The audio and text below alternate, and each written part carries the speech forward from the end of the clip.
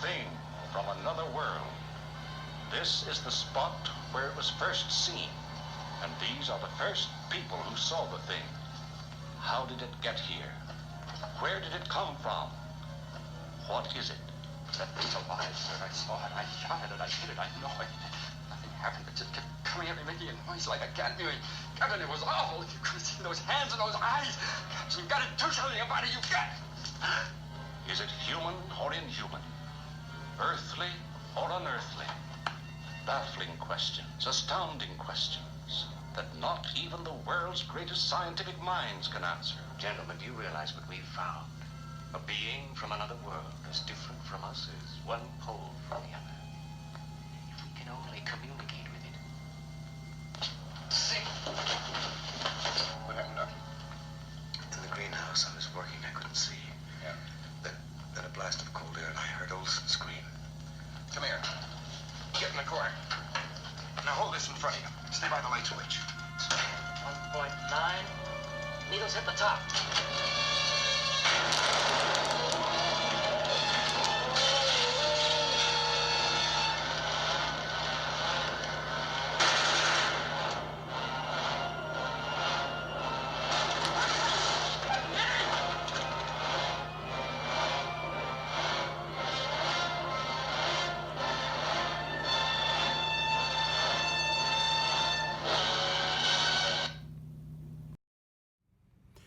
Hello, Ken Spriggs here with part 2 of my Thing from Another World build. As I showed in my first video, I completed Jimmy the Thing from Another World. So I'm working on the diorama that is going to display him. Sorry for the delay in getting back on this video, but a couple of things going on, but mainly just it's not an absolute type of thing where you just build a kit and you follow the directions and you put it together. So to get the diorama, I played with several ideas and it just wasn't flowing. It wasn't coming together for me. So finally I got it to where I want it to be, and I'm really liking how it's turning out. So let's go ahead and take a look and see how that's coming along. All right, so I decided to put the logo for the film, The Thing from Another World, and light it up on the kit. So what I did was I took the image from an internet image, and I went to a local awards store. It's a local private business. They do awards, but they do laser etching. So all I had to do was give them the image, and they were able to etch it into a piece of acrylic, which looks really cool. And it lights up, as you can see. Let me just show you here. Now I'm going to have it inside of a box, probably like a crate. Build one of the crates for the diorama, and then have a black backing so you can see just the thing, and have it lit from beneath so it lights it up. But it's going to be pretty sweet. This wasn't really that expensive at all. It was only about $10 from them. And that was this particular piece of acrylic that they had in stock already. So I could have done other things and it would have changed the cost possibly depending on the piece of acrylic that I got. So, all right, but I think that will really add to the image of it. I might even do something with some flickering lights underneath it, so it just gives it that sort of like the image at the beginning of the movie where it's burning through kind of thing. So, all right.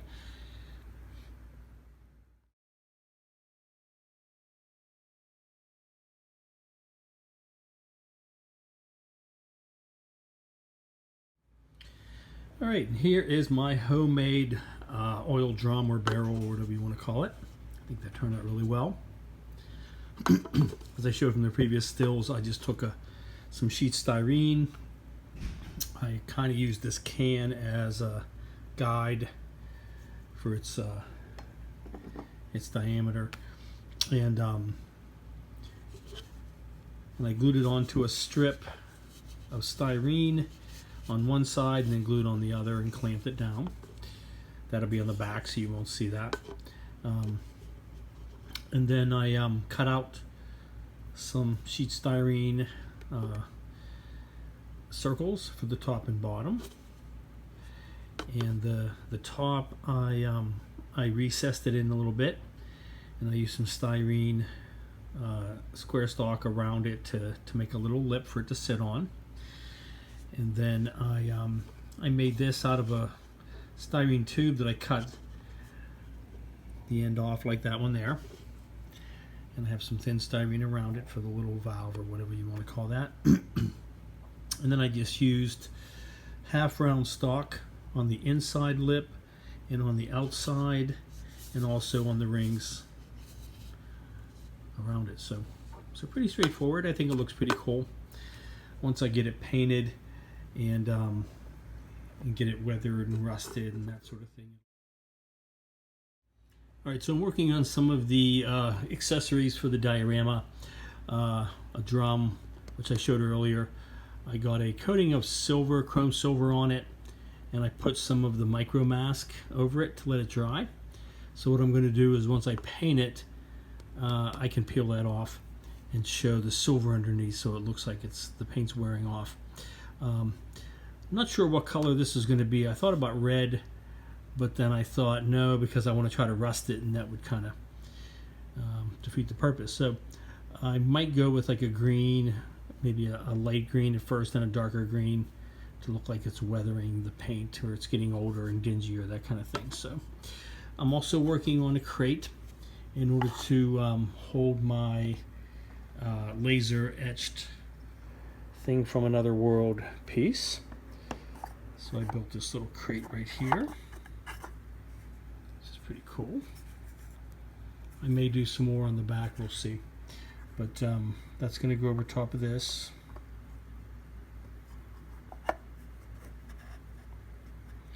And I'm going to have the black foam board behind it, so it contains the light when I laid it from the bottom. I may recess it a little bit. I'm thinking of putting a piece of clear styrene over top of it, and then putting some weathering on that, so it kind of dinges it up a bit and maybe disguises it until I turn it on. So, okay.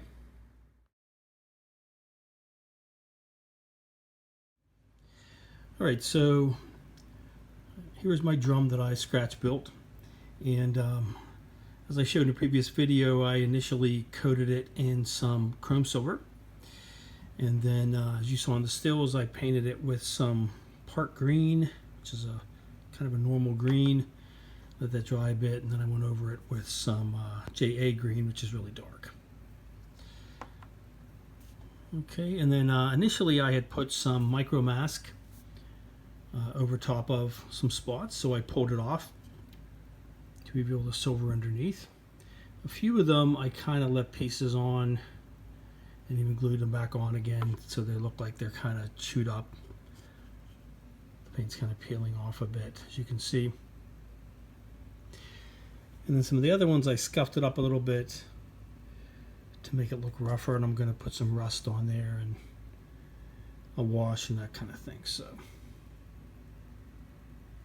you can see the ones that I didn't do anything with, it's just a clean silver, so I don't want it to be quite that clean. All right, so I'll keep working on weathering for this, and then that'll be ready to go on my diorama. Alright, so I'm starting to hone in on the general shape of the diorama base. It's a little tricky because there's a lot going on, and there's no set design for this. I'm not necessarily imitating a particular scene in the movie.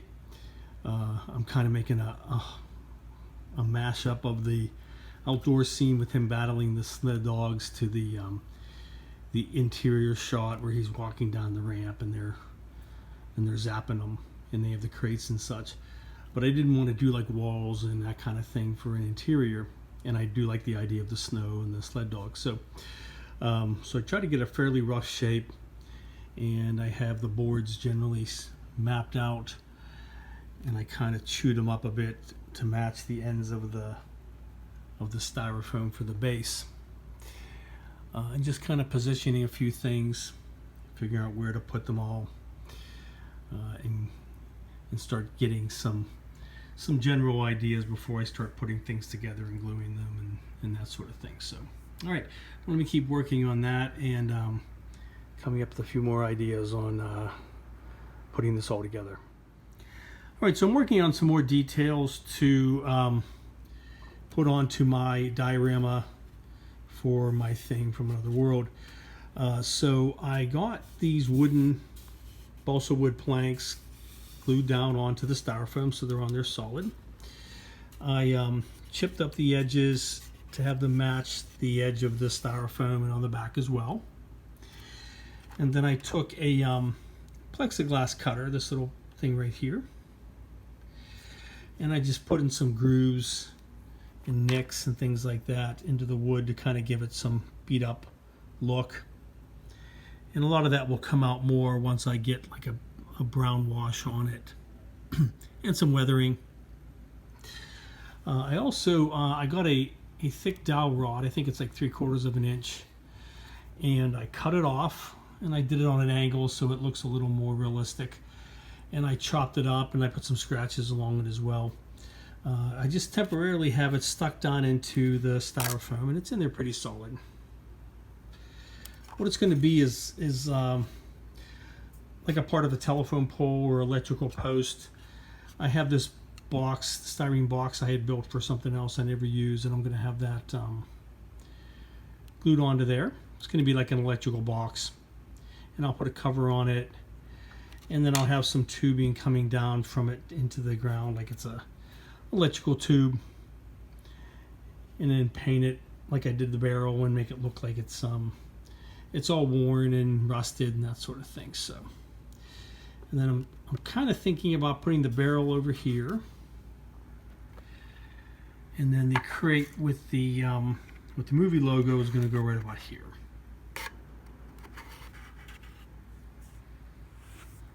Okay, and then to balance it out, I'm going to make a couple more crates, maybe like some smaller ones over here and some behind it. And then I'm going to have some tarps over top of them. So, okay, so I'm slowly hashing out the general shape of this. Once I get all the components the way I want them to look, then I can start getting some things attached down and start working on putting the snow on and that sort of thing. So, and of course then the thing will be standing here in the middle on the boards kind of facing this way. And I still have to figure out where I'm going to put the sled dogs. One of them may be up on top of this crate. Another one over in this area kind of looking at them. So, all right. All right, so I have completed for now the post or the telephone pole and the electric box that's going to go onto it. I put some more scratches on it. I don't know if you can see that or not. Some pretty deep gouges. A lot of that's going to show up a lot better once I get a wash on it and some oils and that sort of thing. Make it look like a worn out, dirty telephone pole. And it's going to go down in that slot there. It's going to be 5-minute epoxied in, so it'll be nice and solid. I made a bracket to go over top of it.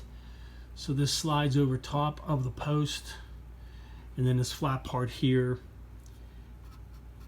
can be glued onto the electric box, which I also completed.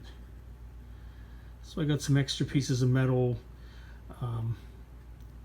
Looks sort of like another connector or an opening slot that you could put into the box that haven't been used on this side as well. A couple of hinges. I have the door glued in place. I have that little padlock on there. That's not glued on yet because I want to paint that separately. Put a couple little dings on it. I might do some more on it. We'll see. But I'm going to use a similar process that I did to the oil drum. I'm going to paint a silver coat on it. Possibly mask off some areas with micro mask, and then put another coating of paint on it. I may do a technique too where I can just like dry brush some metal along the edges where it would be scraped and that sort of thing. For that also in this part here. This I might leave like a dingied silver or metal for a bracket, and then this will be a different color. I'm thinking like a gray Sort of like the old utility boxes used to all be kind of that gray color, but I might have some other paints underneath it as if it were painted several times. So okay, so that's coming along well. Next thing I want to do is go ahead and get something onto the post, some type of like a brown wash, and then look at doing some oils before I get any of this attached to it. Okay.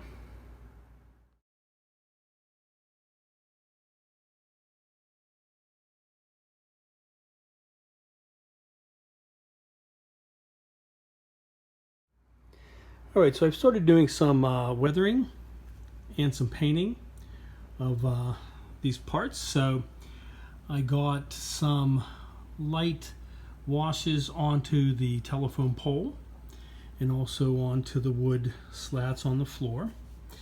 Initially, I just used some Tamiya paints. For the floor, I used some flesh color, and I just watered it down a lot, and then put it over the entire thing. It was kind of it looked almost like a light brown. Then I went back over it with a little bit of some NATO brown with the same process, and darkened it up a bit, and I tried to keep it kind of splotchy. I just used the NATO brown on the telephone pole, and then what I'm doing now is after those dried, and this one I put a gloss coat on it, excuse me, actually a satin coat of clear, and let it dry overnight so it wouldn't soak in all the paint as much.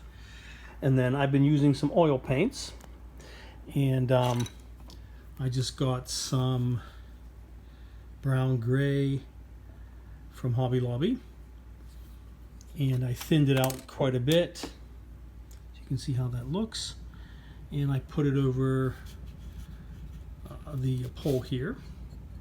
See if I can show you the variations. There you go. So it's not all one homogeneous color. I tried to keep it blotchy to some degree, and then as it started to dry, and it's still drying now, but I went back over and smoothed it out a bit so it's not quite as stark. And I'll let that dry overnight or longer, and then I'll use some darker oils as well to give it kind of a greasy look, that sort of thing.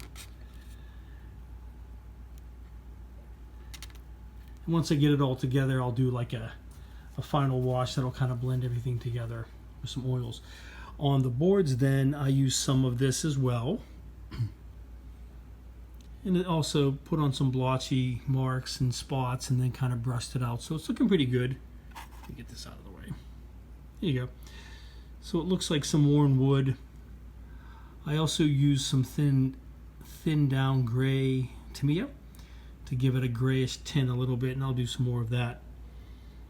But this is going to look really weathered and beat. And ultimately I'm going to have some snow and ice over it as well. So also started doing some of the oils onto this crate that I made that I showed earlier as well. Give that some character. All right. And after an initial silver painting of the cabinet, as I showed, I got some flat gold gray on it, which is drying right now. I'm thinking of putting a satin coat on that because I want it to be more of a shiny box, because that's how a lot of these looked. And then once that's done, I can peel off the little bits of micro mask, as you can see right there. It'll expose some of the silver, and I'll rust that up and get it marked up and that kind of thing. So I taped off the back band so they'll stay the chrome silver, and those will get weathered as well. So when that goes onto the post, it's going to look kind of cool, and you'll have some varied colors on there to go with it. So I also made some conduits, like some tubing to go underneath the box where the electrical cables will go down into the ground. And I'm thinking of maybe doing this in a dark gray or a black or something like that. We'll see. And then also get those weathered. I still have to paint the lock. Probably do like some, maybe some copper on it, maybe some gunmetal or metallic gray, that kind of thing. So, okay. All right. So getting these together. once I get this where I want it to be and this painted and weathered, I'm going to go ahead and put that on here and glue it on with some 5-minute epoxy. And then that whole piece will be ready to go down into the base when I'm ready to do that. So, okay, all right. All right, so I'm doing a little bit of a demonstration on how I use the oils to do some weathering on these on this diorama, such as the wood slats, which I put several coats of paint on now, different types and colors to give it a weathered look. It's not done yet either. The oil drum, which I'm still working on. As you can see, I did a little bit of a snow effect with just some white oils that I put on a little heavier on the top, and it kind of goes in the creases. And I can augment this with some other types of snow effects that I'm going to be using, such as Snow Tex, which is like a paste. It's kind of cool. It looks like snow and it hardens. I also have some of the powdered snow that you put on with glue, and it'll go on some of the ground and that sort of thing. So we'll look at that in the future. Right now I'm trying to look at some snow effects or weathering effects on like this pole with the electrical box. I don't have that glued on just yet, but I'm kind of positioning it and seeing how I'm going to work on it. I did a little bit of white on this as well for the snow, which the beauty about the oils is that if I don't like it, I just use some more of the odorless mineral spirits, which is what you have to use for this, or terpenoid, and it just washes it back off and thins it back out. So it's not permanent anytime soon. This could sit on here for a day or so, and I can still come back and take it off and thin it out and that sort of thing. So that's kind of the beauty of it. So what I'm going to show you is just a little bit of using some rust to give some rust effects on the metal exposed parts of this barrel. So what I want to do is, for some of this I've just been using inexpensive craft paint from Hobby Lobby. It's called Master's Touch. It runs about $6, but you can get a discount on it with their coupon and get it for about $3 something, which isn't bad. So they're not bad. I do have these though. These are Abteilung 502 oils, and I have several of them. These two here are, well, here's an engine grease, which I'm going to be using a little bit. This one is a dark rust, and then I also have some other ones that I have, a light rust. I don't know if you can see that or not. Starship Filth, which is one of my favorites. And then I have this other one that I had gotten. It's just a dust color. It's like a tan kind of thing, which I can use similar to like the snow effect. So, all right. So the one I want to use right now is just a little bit of the dark rust. So you just need a little bit. Get this open. And these oils last forever. I've had this for a couple of years. So what I do is, let me turn this around. I use this big area for the thinner and to thin it out. I use one of these just to put a little bit of the oil in it. So just a little. Don't need a whole ton because it's gonna go a long way. And then I use a pipette and I put some thinner in this section here. Okay. All right, and then you can take a wide brush or some thin brushes. Actually, I probably want a smaller one or two. These ones here. Okay. And then these brushes I have specifically, they're yellow and orange. There's some cheap ones that I got at Hobby Lobby. I use these specifically just for the oils because I don't want to cross-contaminate the paints, and the oils probably wouldn't mix well with, to me, as in acrylics and that kind of thing. So what I want to do is I take a little bit of this oils here and I stick it in. And you can do a couple things. You can use it as a thin wash.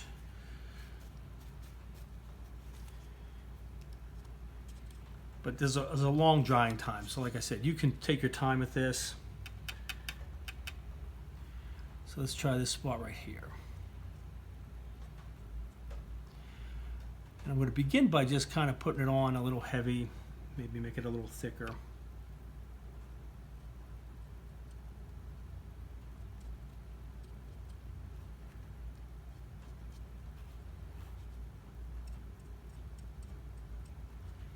And again, I'm trying to simulate the natural rust of these materials. So for some areas, I probably just want a wash.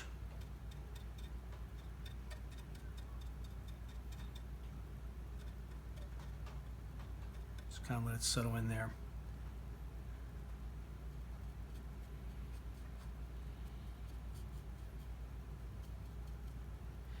And the thinner it is, the faster it's going to dry, obviously. The thicker that you apply it, the longer it's going to take a long time to dry. So now if I want to, I can come back and I can streak it. Sorry.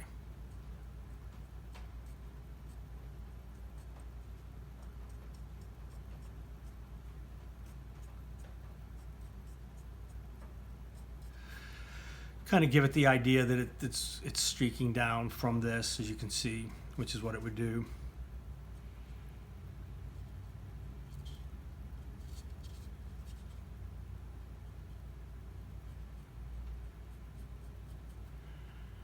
And when it's thinner, you can kind of let it dry for a little bit and then use your brush to kind of sculpt it the way you want it to be into the area. So,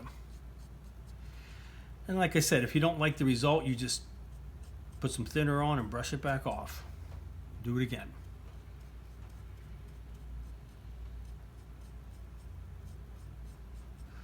Just kind of use your imagination until you see, you get the design, the effect that you want from it.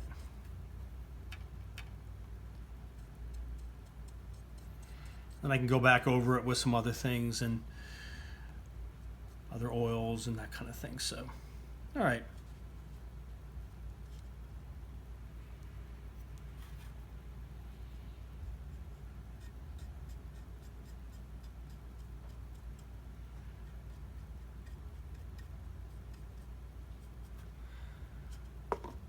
All right, so I'll kind of work on this and try to get a nice weathered effect.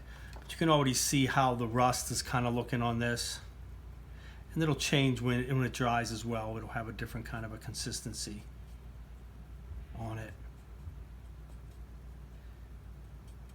And as it's doing that, I'll kind of play with it a bit with the brush and kind of work out some of the thicker parts. And all that, the more pronounced glossier part is going to go away once it dries, because it'll just dry into the oil pigments will remain, and they'll be swirled in the way that you want them to be. So we'll have like the rust streak coming down here, that kind of thing. And the drier that it gets, the more I can spread it out. And then you can switch brushes. You can use a larger one, for example, and make those streaks look a little more blended in, not quite as obvious. Because that's the key to it. Like, you don't want a big old splotch of something. You want it to be more of a natural look. And you want it all to blend together, which is what it would be on a real weathered barrel sitting out in the elements for a long time. So, all right. All right, so I'll continue to work on that, and then I will show you that finished product. All right, and then here are the oils after they've dried. So as you can see, a lot of that glossiness went away, and you just have kind of the pigments remaining, like right there, and you can see some of the rust streaks coming down from it. Looks a lot more natural. This part's up there. And a lot of these will be toned down with some snow effects as well. I may even use a little bit more oils on it, like engine grease, that sort of thing, to give it that look. But the oils are really versatile, and I like them a lot. They're easy to work with. There's a lot of longevity, like I said, and then in the end they give you a really good result. So here's the rusting on my cabinet as well. You can see that looks pretty cool. I like those up there. Those look realistic.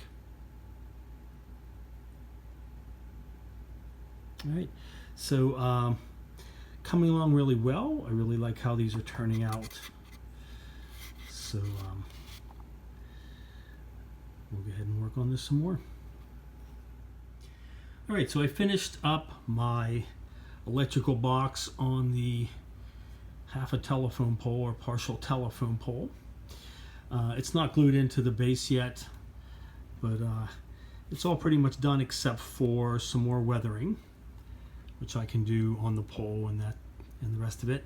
So I took 2 pieces of styrene tubing and I glued them together, curved them a little bit at the top so they could look like a conduit coming up from the ground for the electrical wires.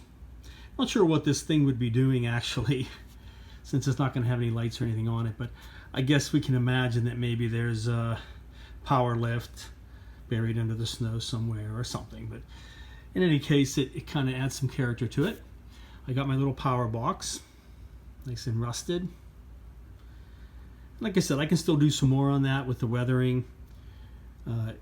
It will still remain rather pliable for a long time, so I can still do some things with it. But for the most part, it's mostly dried onto there. I got my little lock in place, and I used some alclads on it, some aluminum and some gold, kind of mixed them together a little bit. It ended up, try to get a better light on that. It ended up making that styrene stripping there for the bolt part of it a little weak, so it broke it, but I kind of like it actually. It gives it some character, as if it just got rusted and broken off from the weather. And I'll do some more weathering of that as well, put a little bit of rust on it. I got that glued in place. I got the cabinet glued on at the bands. Alright, so that looks pretty cool. I'll go right there into that slot. Thinking I want to kind of have it facing this way towards the front, and I might make some more wooden slats right here, partially obscured in the snow, that you would have like a standing part to walk out here and access this electrical box. So okay, all right, so let me go ahead and work on some more parts for this. I'll probably start working on some more crates to finish up the extra parts to this here. Okay. All right, so I added some more wood here in front of the electrical box with the idea that you'd come down whatever this path is and you'd have something to stand on to get into the box.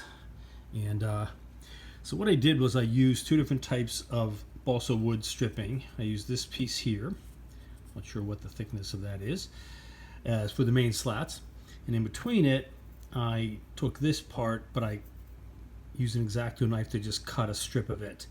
I didn't need it to be that thick, and I put it in between them, and then as I glued each one in, I took some NATO brown Tamiya and I painted it on this piece of wood that's in between, so it would naturally be dark. And then when I go ahead and weather this, this will be lighter, so you'll have that contrast there between it. I also cut it generally down to where this edge is. I'm going to nibble off a little bit more and sand it some more to make it match with that as well. And keep in mind, this whole edge all the way along, including here and on the back, is going to be covered with some type of texture to smooth it out. Either going to use my foam, I forget the name of it, but my smooth finish, I believe it is, which is like my foam paste, and put it on there, sculpt it, or I'm going to use the snow text. I'm sorry, to make the snow look as well. All right, so let me get that weathered, and then I just need to work on some crates for right here, and then that'll finish up most of the parts of the diorama. Okay.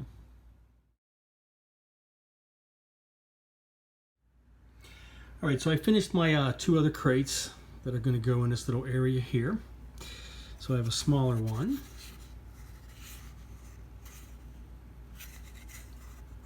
and then I have this bigger one, the longer one. And the wood I'm using, the The main sections, I believe it's called basswood, but it's very thin, so you can just cut it with an X-Acto knife and score it and cut it very easily. The stripping is just balsa wood, and it's very easy to work with. You can easily cut it with an X-Acto knife and sand it down very easily as well.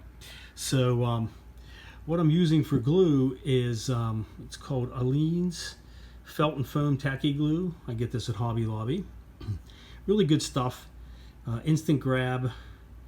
Works well with like cloth and wood and things like that. So it starts to hold, not like super glue, but you can put the pieces together, move them around, and give it maybe 5 or 10 minutes, and it's already starting to set up.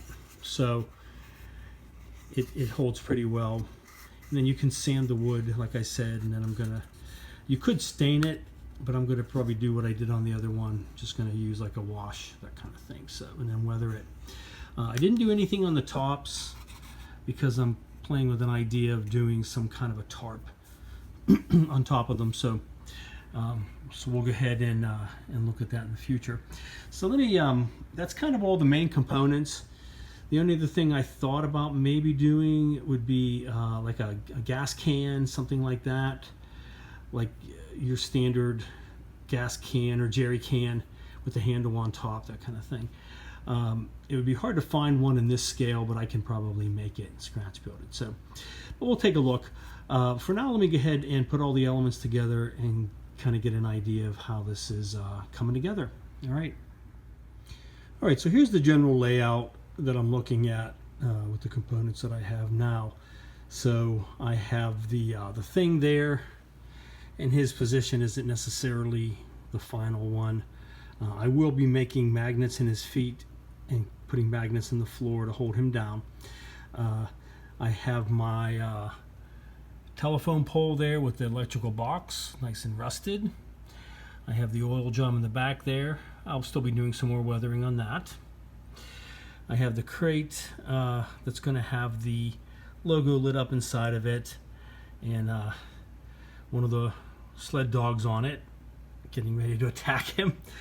My other 2 new crates still need weathered, and some tarps on them, and the other sled dog getting ready to bite his sleeve some more, which he already did. So poor Jimmy the Thing from another world just came here to visit and got his arm ripped off and lit on fire and just electrocuted in the end. So poor guy, just trying to be friendly. But this is the basic design for it, so I'm ready to start considering how it's all going to get on there and be attached, and then some snow. So all right, so I'm going to go ahead and wrap up this video for this week. I would imagine that one more video will go ahead and finish this off and complete this build here. So all right, so that's going to wrap it up for this week on this build. As I said, I should be able to get this finished up in one more video. Most of the components of the diorama are done and ready to go. A few more added details, more weathering, things of that nature, and then putting on the snow effects and that sort of thing. So I should be able to get this wrapped up in one more week. So I will continue working on this. Thank you to all my new subscribers. I really appreciate it. Stay tuned, and we'll go ahead and get Jimmy's Arctic home all built up for him. All right. Thank you.